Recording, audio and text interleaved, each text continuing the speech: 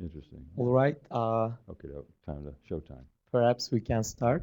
It's a great pleasure and honor for us to have Professor Vincent Poor here today as our March CMUSV Distinguished Lecturer.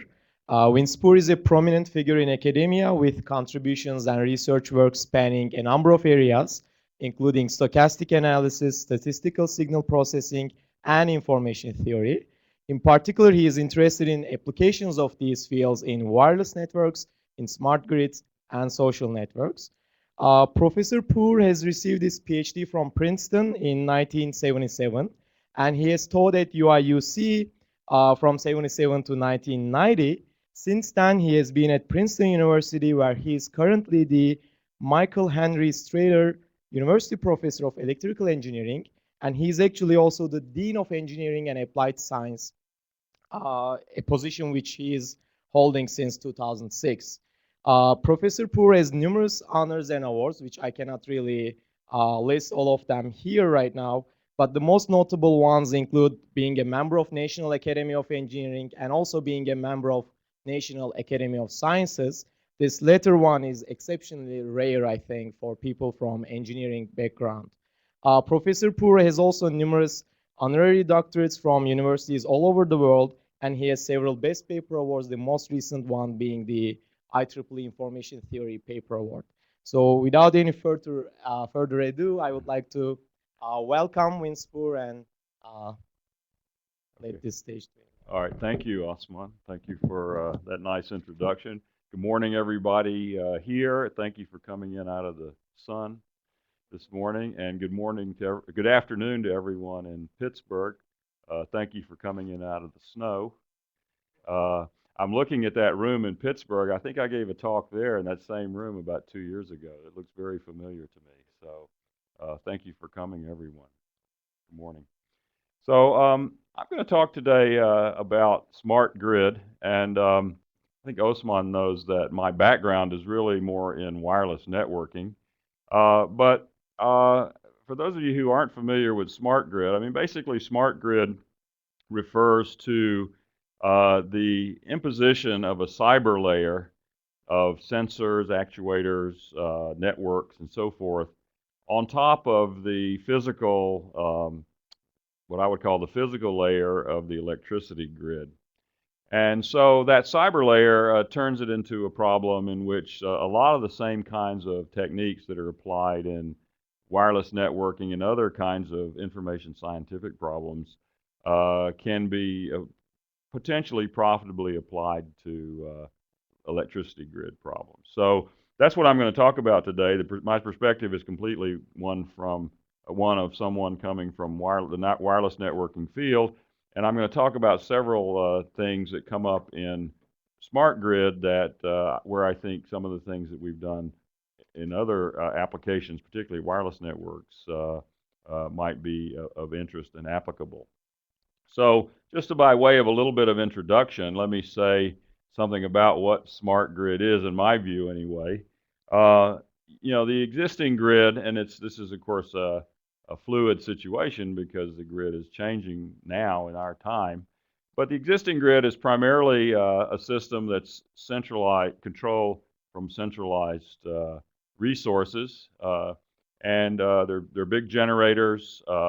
Most of the communication is one way, and most of the monitoring is manual. There's limited control. Certainly, there's almost no control from the customer's point of view, that is the energy user. And there are often failures and blackouts. I don't know if you have trouble with that in California, but definitely in Princeton, we have blackouts all the time. We had one Sunday night, just Sunday night, because of a storm. So happens all the time. Now, the idea of the smart grid is that it's a much more complicated system. It's a cyber physical system, as I mentioned before. Communication is two-way. There's a network.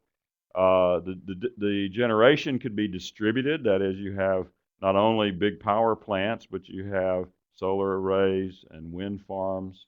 There's a lot of sensing and other things. It's an adaptive system. There's controls throughout, even at the local level, consumer premises level, and there are many customer choices. customers can participate in the management of the grid. So why do we want that? Well, first of all, to improve reliability, quality, and cost. And there are a lot of reasons. I won't go through all of these. They're there in the slides. But security, improvement of security is another. But in the bottom line really is that the whole point of smart grid, that is adding a level of complexity that the grid doesn't have today, is to improve the efficiency, security, and reliability of the electricity delivery system. You know, smart grid means different things in different parts of the world, but I think in every part of the world where people work on smart grid, these are the three things they're looking for: security, efficiency, and reliability.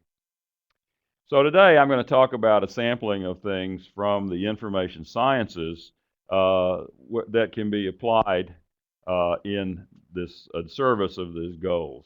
Okay, so first of all, I'm going to talk about the use of some game theoretic methods for greater efficiency in the grid. Then I'll talk about basically what are information theoretic methods to look at privacy issues for greater security in the grid. And then I'll talk about distributed state estimation, that is statistical inference for greater reliability. So efficiency, security, and reliability are the goals, and these are some methods from information sciences that can help serve those goals. All right, so since I have a lot to talk about and I don't have a lot of time, what, I have 3 hours, Osman? 2.5. 2.5, okay, well, I don't think I can make it in 2.5, I'm sorry. But anyway, I want to go rather quickly so that I don't take all of your morning up. It's a beautiful day out here. So let me get right into the first one of these, which is sort of game theoretic methods for greater efficiency. And this is joint work with several of my former postdocs, one of whom is Waleed Saad, who's now at the University of Miami. And I'll mention some other people as we go through here. So what's the motivation for using game theory in the grid and looking at the smart grid? Well, first of all, the electricity grid is a very heterogeneous grid, at least in the view of the smart grid, where you have all kinds of entities on the grid, electric vehicles, smart meters, loads of various sorts, substations, sensors, and what have you, each having its own objective. So it's a very heterogeneous network. It's very large scale, spans the whole continent, with thousands, maybe even millions of nodes. Eventually, it's stochastic. Okay, the load changes with time. If you have renewable energy sources like solar or wind, they change with time, and so forth. So it's heterogeneous, large scale, interdependent, stochastic, and dynamical. So we really need to use some techniques to capture all of these qualities while still being able to get a handle on individual node objectives. And this is a lot like an economic system. It has all the same characteristics of an economic system. And so game theory is a natural set of methods, gives us a natural set of methods to look at problems in the grid. Game theory was developed for economic systems, and this has a lot of the same properties. Okay, so of course game theory has two branches. There's non-cooperative game theory and cooperative game theory.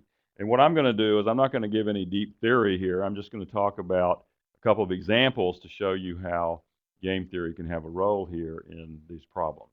Okay, so I'll have two examples, one each, non-cooperative and cooperative game theory. So the first example I want to talk about is energy trading for plug-in vehicles. So the idea here is we all have our Tesla, and we drive to work, say, in the morning and park it in the parking lot and plug it in, and that creates an electric vehicle group that can, during the daytime, trade energy with the main grid for profit. Okay, so you charge it up at night, it's cheap, you come to work, you plug it in, electricity is more expensive, maybe you can sell some electricity into the grid and make some money back, okay, help pay off your car loan on that Tesla. So non-cooperative, so we have, and of course there are multiple such electric vehicle groups, and they'll be competing with one another in the marketplace to sell energy into the market. This creates a non-cooperative game situation, and we can use that to model the interactions among such groups. Now, there are a couple of situations. One is where the grid itself is a group of multiple autonomous entities. Okay, and that's what I'm going to talk about here now. I'll talk later about another situation. But if there are multiple, so if you think about the electric vehicle groups as being sellers into the main grid, and the main grid has a lot of buyers, okay, potential buyers of the electricity, then you can set this problem up as, you can model this situation as a situation where the market is established by an auction. That is, the market price is established by an auction for the energy being sold by the electric vehicle groups. So that sets a price, and then the electrical vehicle groups compete. So there's a Nash, or a zero-sum game, if you will, or competitive game among the electric vehicle groups to sell into the market once the price has been set. So we can set that up in this way, and this is a paper that's going to appear in the IEEE Transactions on Smart Grid, hopefully very soon, where we, first of all, we set up we model the market in terms of a double auction. We have multiple buyers and multiple sellers. The buyers are the grid elements. The sellers are the electric vehicle groups. The buyers will have bids. The sellers will have reserve prices, and you can put those in order. And that gives us a supply and demand curve. It's going to cross where supply meets demand. And that then will tell us who is going to buy, who is going to sell, and more importantly, it tells us what is going to be the price of energy in this market. The trading price will be basically the intersection, or an average of the bid and the reserve price at the intersection. And that's going to depend on a vector of whose elements are the amount of energy put up for sale by each of the electric vehicle groups. That is, it's going to depend on the supply, right? So it's economics. Price depends on the supply. Okay, so by running this auction, we can we can determine a price for energy. And then the electric vehicle groups, once the price has been set, can start competing to sell energy into this market. And they can compete by deciding how much energy they want to sell into the market. Okay, and they can do that by by utility maximization. This is a typical way of playing a game. You want to maximize the utility. Here we can choose this utility, which is basically an amount of profit made, depends on the prices and the quantity sold by everyone, minus a term which is there to temper the utility with the fact that we still have to keep some energy in our battery so that we can drive home at night. Okay, so this penalty term could be anything, but here we chose quadratic. Mainly because this is something that's come from the literature, but there's really no reason why it has to be quadratic. Now how can we solve this game? Well, this is a very complicated game because as the players play in turn, the supply-demand curve shifts. That is, the intersection point moves and the price changes, okay, because it depends on the supply. So the players play, the price changes, they play in turn. It's very complicated nonlinear feedback in this game. It's hard to solve it in closed form.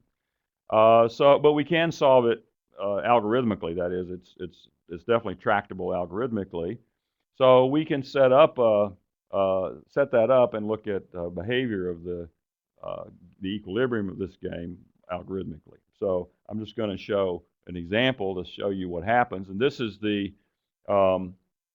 basically shows the average utility per electric vehicle group versus the number of such groups for two cases. One is at the Nash equilibrium of this game, and the other is for a greedy algorithm where all of the users just sell all the energy they have into the market. Okay, so they're not doing utility maximization. They just say, I have so much energy and I'm going to sell it. Okay. And you can see what happens. First of all, the game model gives us a much better, much more efficient market for the sellers. Of course, as the number of selling groups goes up, the price comes down in both cases, just because of supply and demand. Or, as the supply goes up, the price is going to go down. Well, so I'll say a little bit more about this problem at the end of this part, but let me also talk about the second example, which is an example where cooperative games come up. This is a problem of microgrid interaction. So a microgrid element just refers to some element down in the distribution grid. So the transmission grid is the high tension grid coming, those big lines coming from the power plant. The distribution grid is the part down where we live and where all the consumers are. And down in the distribution grid, you can have loads and generators. You can have wind farms. You can have a solar array on your house or what have you. Now, typically, those microgrid elements would exchange energy with the main grid. So the main trading directions would be between these microgrid elements and the main grid. But you can see that there might be advantages for trading within the microgrid, that is, trading directly, energy directly between producers and consumers of energy right here in the microgrid, in the distribution grid, and you might be able to have some savings by doing that. So cooperation, this is a problem where cooperation might be useful. And so we can model this as a cooperative game, okay? And we can set it up by setting up a utility that involves power losses, say, over the transmission lines. We could also have some kind of pricing or something like that, but just to illustrate, we can consider power losses. And then we can look at this as an example of a coalitional game, which I'm going to describe now. Okay, so just to remind you, if you don't know about a coalitional game, so what a coalitional game is a game with n players, and those players can form coalitions, which are just subsets of the total set of players that cooperate with one another. And then there's a value function, V, which is a set function assigning values to coalitions. Okay.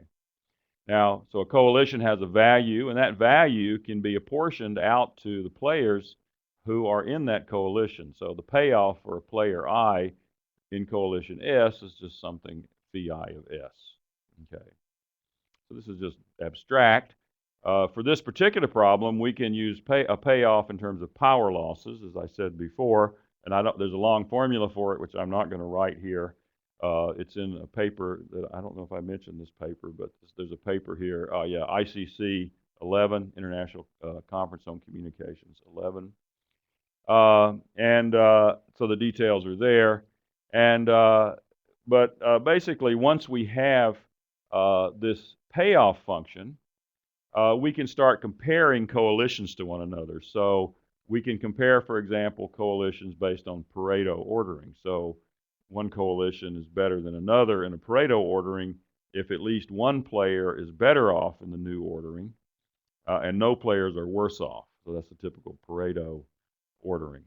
So once we have a payoff function, we have an ordering, we can start then iterating on coalitions by merging and splitting until it converges. And if you do this, it'll always converge to a stable merge and split proof limit. Okay, so again, I'll just show you just an simulation example just to give you an idea of what this does. Okay, so here's an example. This is a 10 kilometer by 10 kilometer area with 10 grid elements, microgrid elements. Some are generators, some are loads.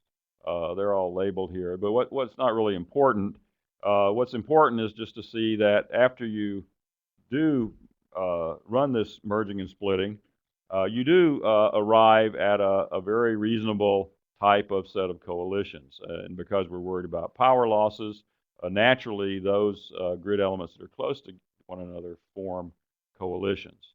And note that the grand coalition is not formed, which would be another possibility, and nor is the sort of other extreme, which is just where everybody behaves as a singleton. Okay, so this is just one snapshot, one run of a simulation, but if we do this many times, we can start looking at sort of the average cost to the microgrid elements based on forming this coalition. And so that's what this curve shows here. This is the average cost, which is power loss per microgrid versus the number of microgrids. And here there are two schemes. One is what's called a classical non-cooperative scheme, which means the situation where the microgrid elements just change energy directly with the macro grid, so there's no cooperation, okay? And then the red line shows the result of coalition formation. And as you can see, certainly as the number of microgrids increases, there's a great advantage to energy exchange within the distribution network.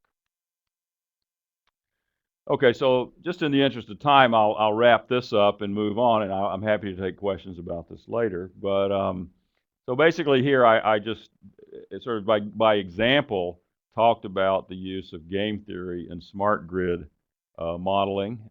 There's two problems I talked about: demand side management, meaning when the loads have a role in deciding how much energy to buy and sell. Also, I talked about this issue of cooperation in the operation of microgrids. And I'll just point out this paper, which appeared in the Signal Processing magazine about a year and a half ago now, which is sort of talks about these ideas plus some other ideas for applying game theory there. By the way, this is Walid, who I mentioned. This is Zhu Han, who's at the University of Houston. And this is Tamara Bashar, who's at the University of Illinois. Just mention a couple of other problems in this same setting. One is more of a traditional kind of a communications problem where game theory is used, and that's the problem of network formation games. And here in smart grid, if you have a lot of meters and sensors, the data might need to be backhauled to some central point in order to be processed. And one way to backhaul it is to use power line communication. But if you do that, then it's basically a shared medium, and and it has to be multi-hop because power line has very short range, at least the broadband power line. So there gets to be a competitive problem with competing for the resource to backhaul your data. So that sets up a network formation game, which can be set up using delay. Communication delay as the payoff, or negative of delay as the payoff. And that's sort of a classical problem once you've set that up, a classical network formation game. And there's some other things we've looked at, like looking at trading markets when there's only a single entity, a single buyer or seller at the grid level. And that really becomes a Stackelberg game because you've got a leader-follower strategy where the utility company is a leader, and then the electric vehicle groups are followers, and you can set that problem up in an interesting way, and you can look at social optimality and so forth. And we had some papers along those lines in recent publications as well. I also mentioned something that's not here, a paper we've just, it's going to be presented at ICASP, I guess it's in May in Italy, where we use prospect theory instead of game theory. So prospect theory is the sort of theory of it adds some irrationality into the decision making by the players, and that has some interesting things too. And so, like I said, we have a paper we just submitted the final version this week to ICASP, so that's something you might be interested in too. So just a couple of other issues. First of all, just like communication networks, this is a layered network. And the layers here are a little different, though. You've got the physical layer, of course, which is the electricity grid, very complex electrodynamical system. You got the cyber layer, which is sort of what we're talking about here. Then you also have an economic layer, so pricing and things like that, and even a political layer maybe with the grid. So you've got really a very complex set of layers with all kinds of different behaviors and so forth to look at. And also, I didn't mention it here, but there's also the issue of dynamics. I didn't really talk about dynamics, but the power grid is very dynamic as well. I mean, it's very predictable dynamics, but there's also a lot of other things that aren't so predictable. So there's a lot, I think, that could be done here in terms of, using game theory, more advanced kind of game theoretical approaches to this problem. Okay, so let me now shift gears and talk about the second problem I want to talk about, which is privacy in the smart grid. And this is joint work with Lalitha Shankar, another former postdoc now at Arizona State, and some other people who I'll mention as I go through here. So what I'm going to do is I'm going to start out, I'll motivate this problem a little bit, and then I'll start out with just a general formalism for information theoretic formalism for looking at the trade-off between privacy and utility in the data source. And I'll say what I mean by that in a second. And then I'll talk about some examples in smart grid. Okay. All right, so here's sort of a motivational slide. So the smart grid is will generate considerable amounts of electronic data through uh, phasor measurement units, power flow sensors, smart meters, and so forth. So a lot of data is being generated or will be generated by these kinds of sensors in smart grid. Okay. Now, the data could be it could be dangerous for this data to be made public because it could leak private information. So, for example, smart meters could leak private information about consumers. Sensors and other things like that could leak information about the grid that should be kept private from certain entities.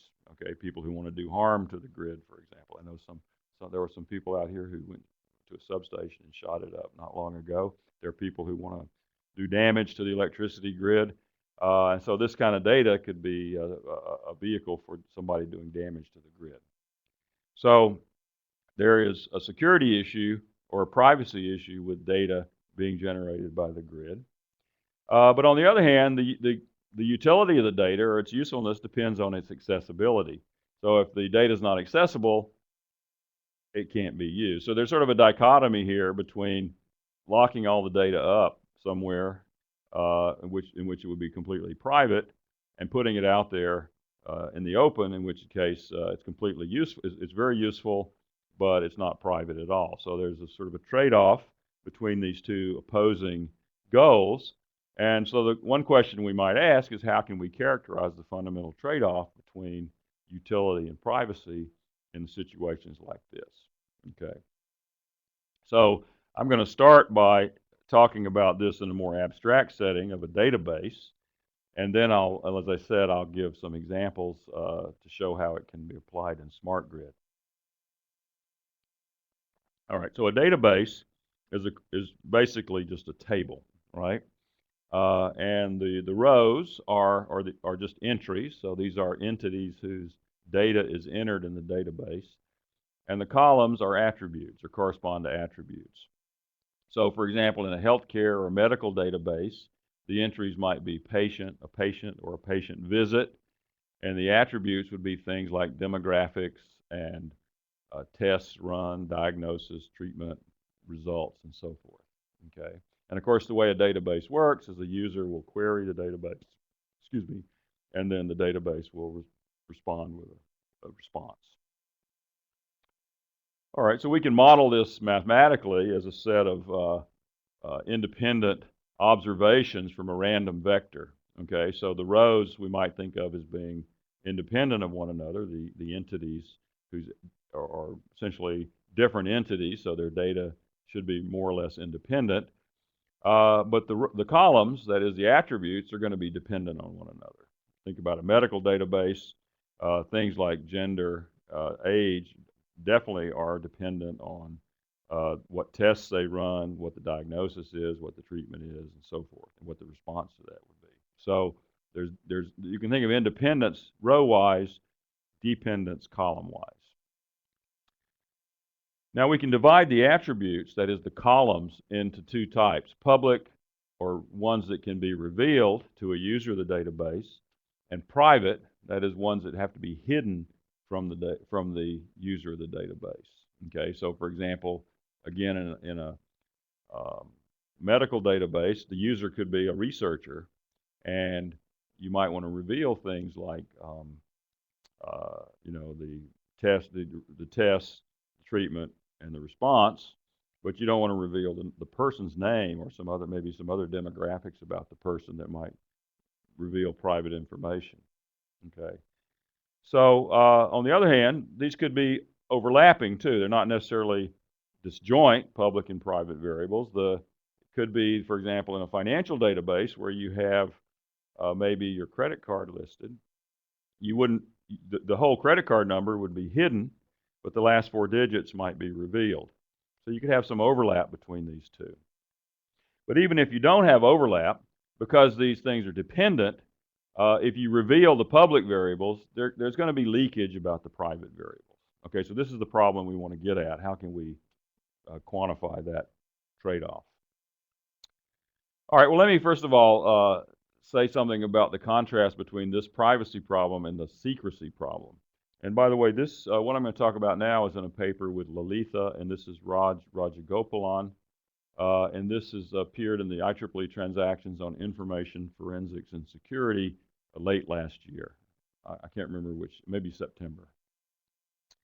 All right, so what the secrecy problem, at least in communications, the secrecy problem, you have a source of information and you want to send it to one receiver, keeping it secret from another receiver. So you have two kinds of receiver, a good one and a bad one. The good one is a legitimate recipient of the data, and the bad one is an eavesdropper.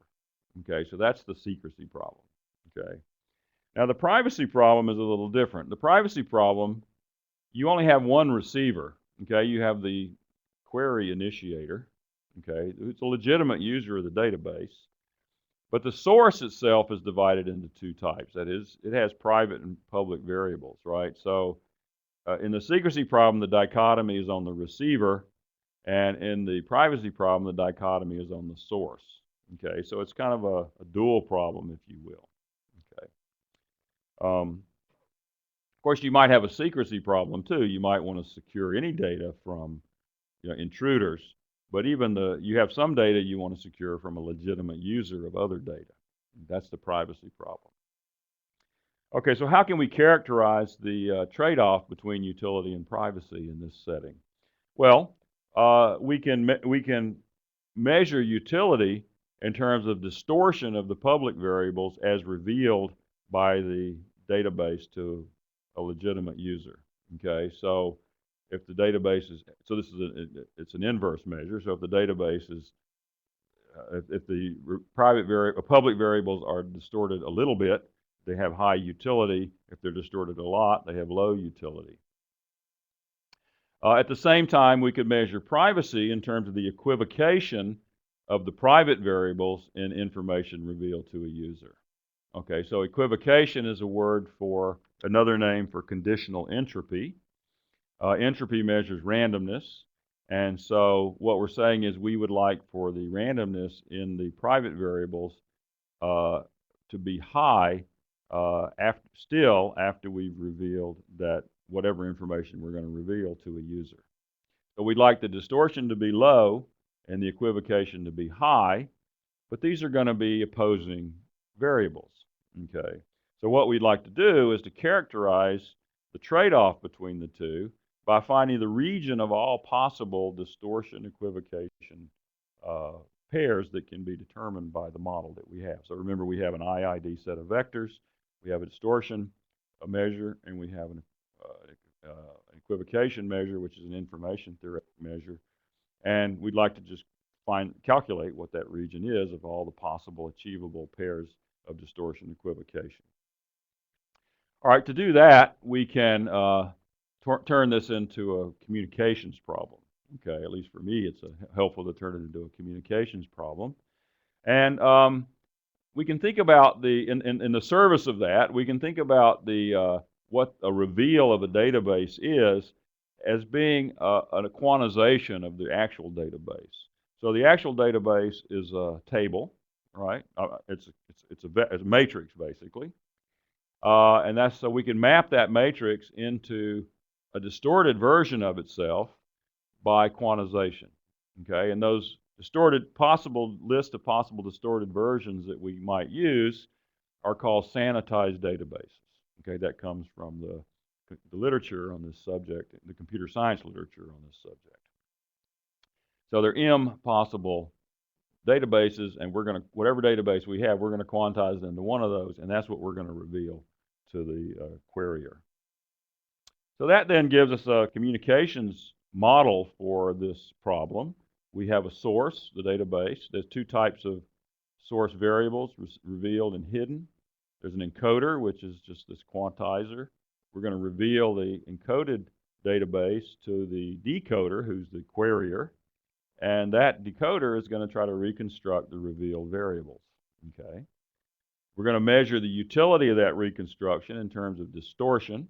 So we'd like for the expected distortion, say we assign a metric row to distortion. We look at the average distortion over the rows and expected value of that. And we want that to be less than or equal to some amount d plus epsilon, where epsilon would be something that'd go to 0 as the number of rows goes to infinity. We're going to measure privacy in terms of equivocation, which is here the conditional entropy of the hidden variables given what's revealed to the user.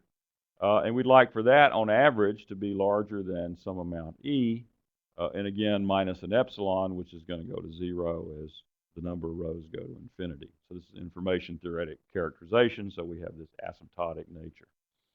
Now what we'd like to do is define the trade-off between, or the region of possible, let me back up with that. What we'd like to do is define the region of possible d and e values as n goes to infinity. Okay. But to do that, we can be aided by adding another variable, actually making the problem seemingly more complicated. In particular, we can add a rate constraint. Okay, so m is the number of possible sanitized databases. So if we look at the log 2 of that, that's the rate. If we divide that by n, that's the number of bits revealed per row per query. Okay, so by putting an upper bound, we're putting an upper bound on the rate of information transfer by the source coder. And now we have a problem with 3 variables: rate, distortion, and equivocation. But this is an easier problem because the rate distortion problem is a classical one. That is the trade-off between the rate of source coding and the distortion of reconstruction of the source is the rate distortion problem. It's a classical problem. It goes back to Shannon, right? But here we have another variable, which is equivocation. And so we have the rate distortion problem with an equivocation constraint, okay? And this is also a problem, a known problem in information theory. It goes back not to Shannon, but it goes back to the 1980s. Not in this formalism, in a much simpler formalism, but it's basically a problem where there's some headway can be made analytically because it's a known problem. So basically, the rate distortion equivocation region is going to look something like this. We have 3 axes: distortion, equivocation, and rate. For any feasible rate distortion and equivocation pair, there's going to be a minimum rate at which we can achieve that pair. And so that gives us a surface up here. So every rate above that surface is an achievable rate.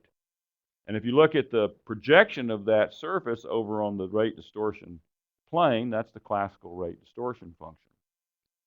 If you look at the projection down into the distortion equivocation plane, that's what we want. That's the trade-off. That gives us the trade-off between distortion and equivocation. We don't care about rate here in this problem. That's just an extra variable. So when we get that projection down there, we basically got what we want. That's the trade-off region. Utility goes this way. Distortion goes that way. Privacy and equivocation are the same thing here. And there's an efficient frontier here, this outer bound or outer edge, which is basically where the optimal trade-offs are. So you choose an amount of privacy that you can tolerate, and that tells you the maximum distortion you're going to get, or the minimum distortion you can get. Sorry, the maximum utility you can get, and vice versa. Okay. All right, so that's a general formalism, and now I want to talk about a couple of applications of that in smart grid problems. So the first one is a smart metering problem. So a smart meter is just a meter, traditional power meter, the guy comes around once a month and measures, reads off the amount of power you use that month, and they send you a bill. A smart meter, which I think you have here, I think PG&E has deployed smart meters in Northern California. It takes a reading much more frequently. okay, and that's communicated back to the power company. So that's very useful because it allows all kinds of load balancing, price-aware usage, and more control over what's happening in the. More data gives you more control over what's happening and more efficient usage of electricity. But a problem with this is that the smart meter traces yield information about what's happening in the home. Okay. Now this is a cartoon here that I'm showing you here, but it looks a real trace looks very much like this. They're sort of basic background stuff like your air conditioner, your refrigerator, and so forth. And then there are transient events. You turn on the coffee pot, there's an event. You turn on the TV, the oven, the toaster, what have you, there's an event. And those have unique signatures. So somebody looking at this trace can see exactly what's happening inside your house, at least in terms of what you're doing in terms of electricity usage from this. So there's a privacy issue that comes up here. So that gives us a privacy utility trade-off. We want to reveal this because it makes it more efficient, but we'd like to hold back some of this data because it tells the outside world what's happening in our house. All right, well, just to skip to the chase here, and this, by the way, is in a paper also that appeared in the Transactions on Smart Grid, and I mentioned Lalitha and Raj. This is Sohail Mohajer, who is another former postdoc of mine, who's now at the University of Minnesota, friend of Osman's. Yeah, so in any case, it turns out that the optimal trade-off, if we model this in a certain way, hidden Markov model and so forth, the optimal trade-off here between privacy and utility leads to a reverse water filling solution. Okay, reverse water filling is a code word for, or a poetic word for sort of optimal source coding of certain type of source. Okay, and what does that mean? Well, this trace will have a power spectral density, and those frequencies whose power is below a certain water level will be suppressed in transmitting to the meter, and then we'll let everything else go undistorted. Okay, and so the water level, this is the water level. By moving it up and down, we sort of we move it down, we get more utility and less privacy. We move it up, we get more privacy and less utility.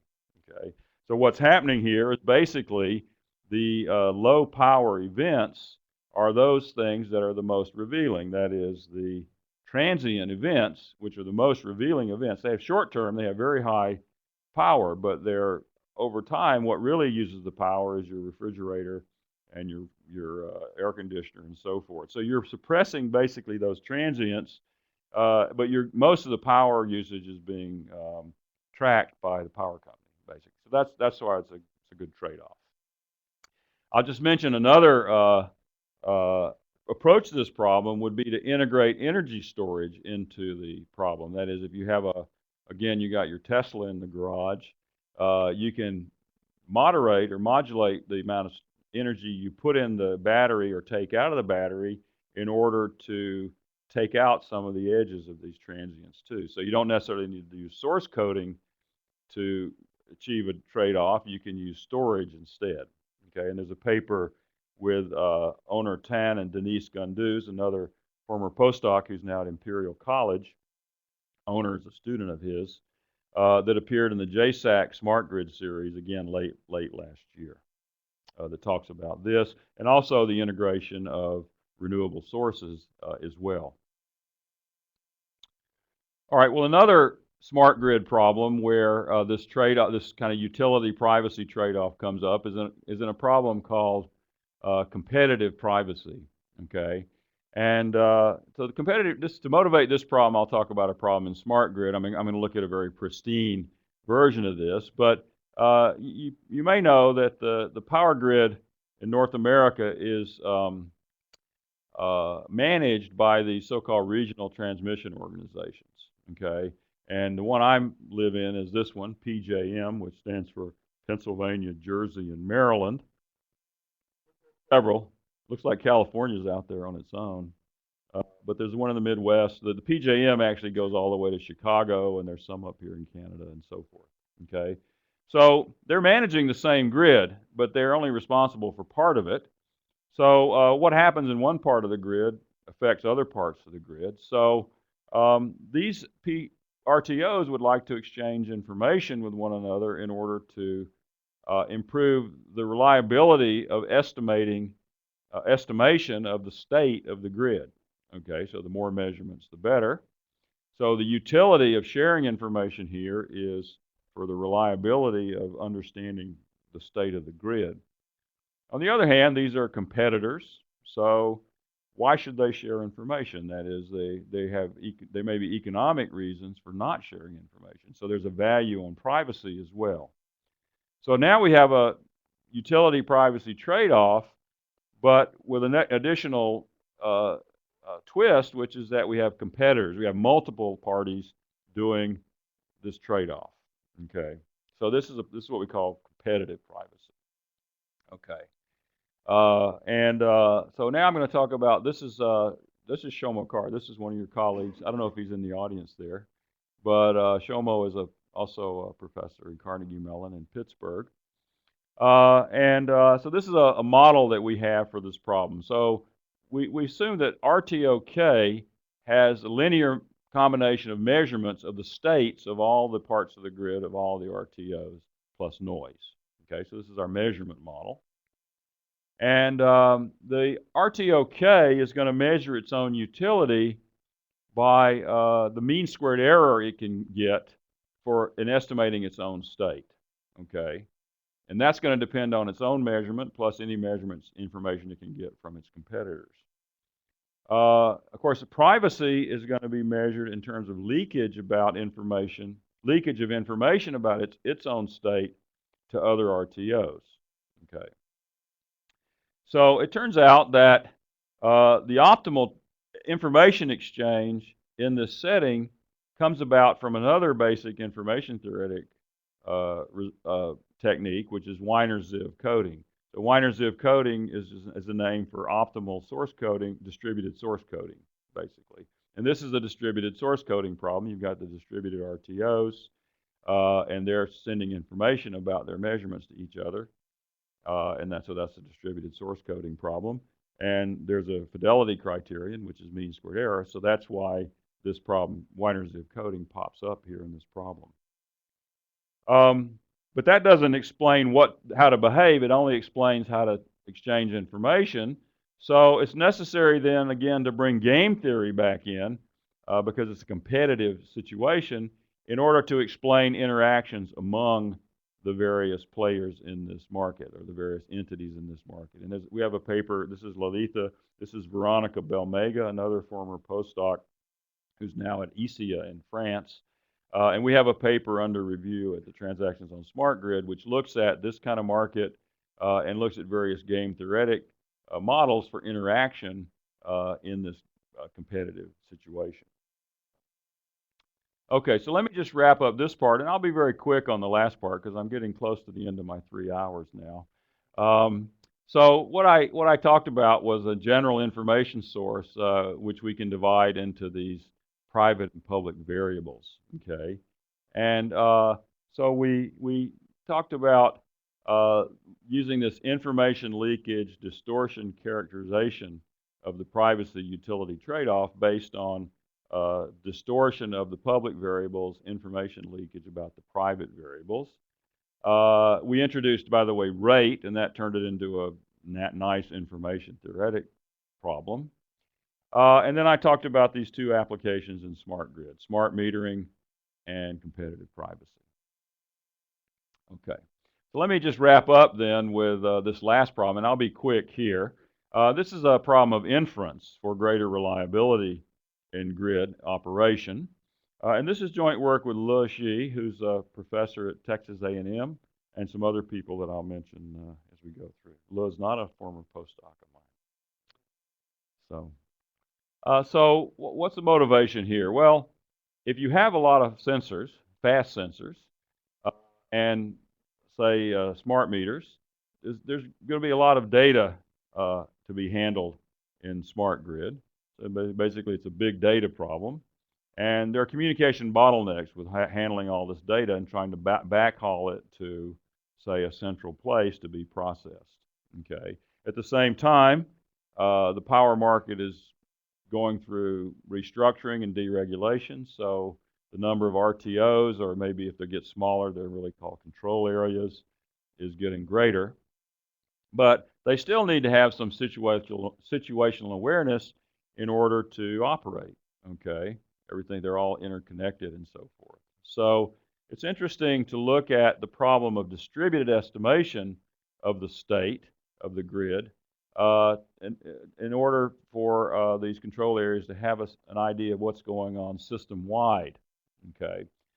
And of course, distributed estimation is an old problem. It's not a new problem. It's been around at least since the 1970s. But there's a twist here that makes this problem an interesting one again. And I'll just point that out here. So remember, we have a cyber-physical system here. And so the state that we're trying to estimate is the state of the physical system. We want to know the state of the power grid, right? The cyber system is the system for information exchange, and it might have a different topology from the system of physical interconnections for the electricity grid. So there's two networks, right? There's a cyber network, a physical network. Information flows over one.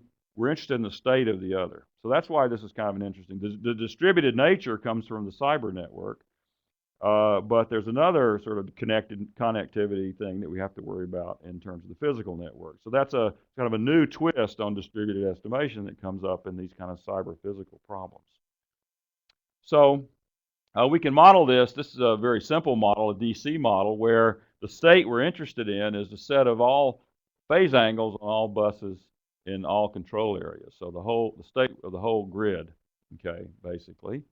Whereas each control area will have a local observation model. So it's going to have a local model. In a DC model, this can be linear, where the matrix in the linear model is just a Jacobian of all that represents all the local physical interconnections. So this matrix here is based on the physical part of this network, the physical network, and then plus noise, of course.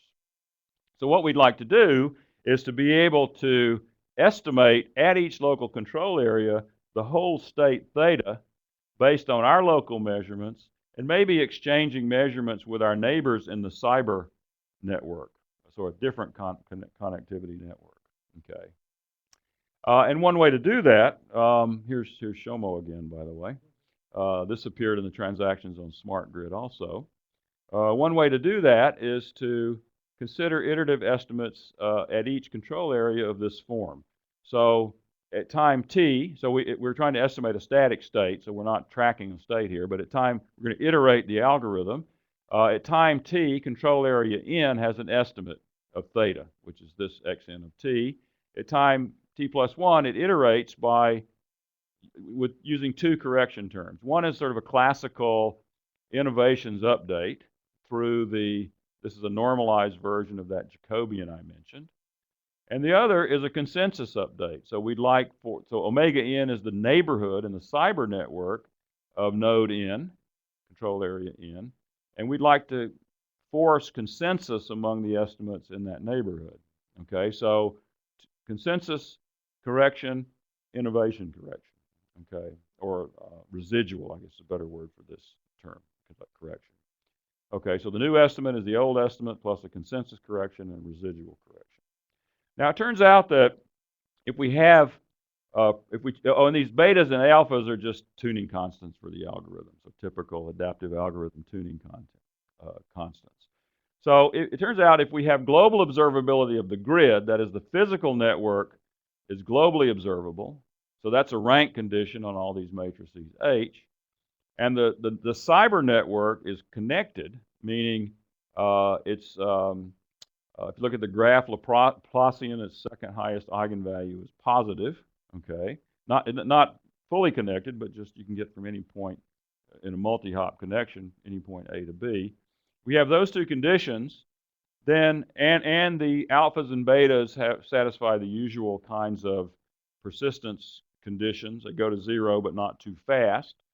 Then we can get convergence of all these local estimates to the global least squares estimate, okay?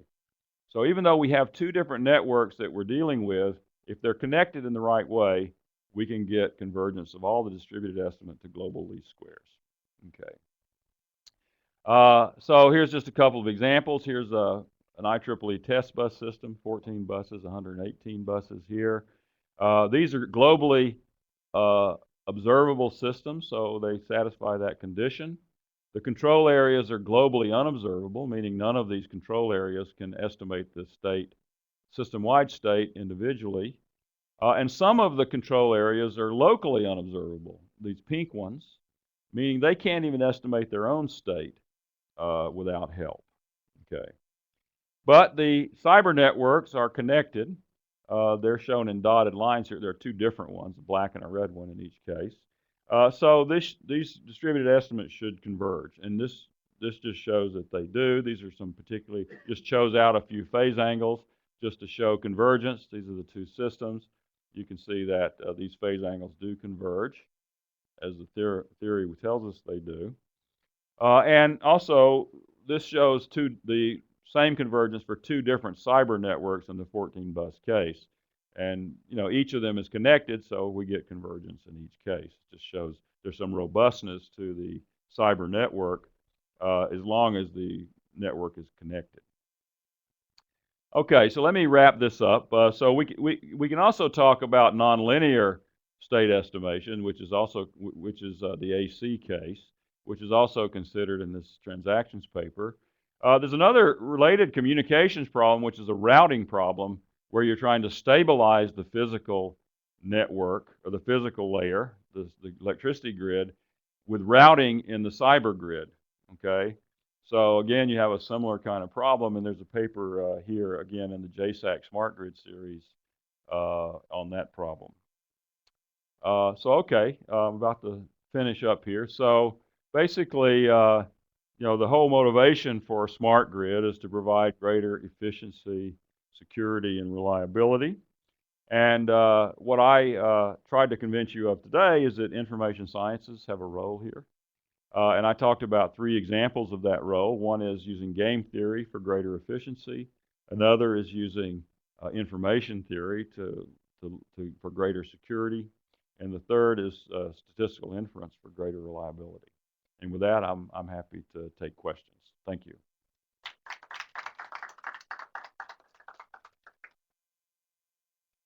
Questions? Oh, hi, Stephen.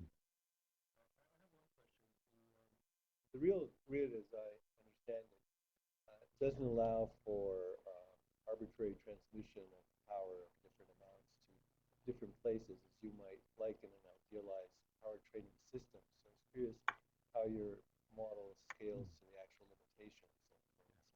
So I'm going to repeat that for the people in Pittsburgh. Okay, so Stephen's question was, the real grid doesn't allow, they're leaving, so maybe I don't need to repeat this, but I see somebody staying.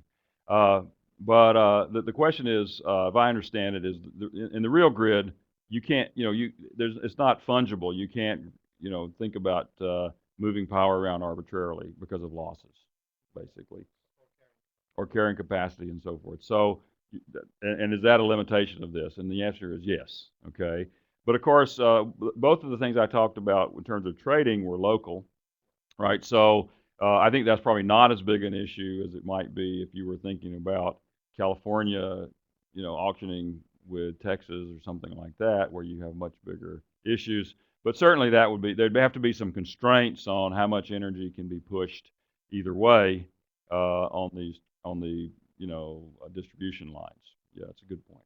But I think for these, sort of low voltage problems, that's probably not such a big issue. But if you want to go up and look at the whole grid, like I mentioned at the beginning, sort of the vision of like a big economic system with a lot of players. If you wanted to bring that into play there, it would be much more complicated, and you'd have to worry a lot more about things like capacity and so forth. So it's a good point. Other questions? No? So maybe I can ask one Okay. sort of soft question. So we talked about smart grid privacy, right? So do you have any comment on Google buying Nest? Probably probably shouldn't comment on that here. Don't they own this place? Off the record. Yeah. Smart grid privacy, smart meter Yeah. privacy, right? Well, I think, there's, this privacy utility, I won't comment particularly on that necessarily, but just generically, this privacy utility trade-off is really a big issue, right? I mean, social networks is probably even bigger issue, right? Financial systems, so I think, as a society, we haven't really quite come to grips with that issue. Most of us are willing to trade some of our privacy in return for some utility, usually convenience, right? So we do banking on the internet or whatever. And I think that's just going to get more and more and more as the efficiency of information technology expands. And of course, Google has been one of the great, forces in making information technology more efficient. And I think, we're going to see more and more privacy issues, as that happens. Wouldn't point a finger at Google. I think it's just the culture, right? It's where we are. So it's a good question, though. So yeah, question there. So with respect to the privacy model, it looked like you were considering like one database source. Do you also consider multiple sources with overlapping attributes where you Yes. cannot really reveal one type of information individually, but you can triangulate? That's a great question. Yeah. So two other I didn't talk so much about the other things we talked about, and I mentioned this transactions paper, information forensics and security paper with Lalitha and Raj. And in that paper, we look at some other variations on this problem. One is multiple queries on the same database, okay, which can also cause more privacy leakage. So that is a problem of successive disclosure. So you can model it in terms of another information theoretic problem. The problem you suggested is a very important one, and we do study that in this paper, where we think of the second database, a second database, as being side information that's available to the querier. So it's, in information theory, often you think about when the receiver has some information correlated with the source, and that changes the capacity and changes all sorts of things. It also changes the privacy utility trade-off, as you might expect. And of course, there's some very famous examples of where people have taken actual databases side by side and been able to triangulate and find individuals through that, where they're completely unidentifiable in individual databases, but somehow the combination. Yeah, and help. Exactly. So no, but we have looked at that problem from a theoretical point of view, but I didn't talk about it here. Yeah. So it's a great question. Okay. Thank you, everybody. Thanks for coming.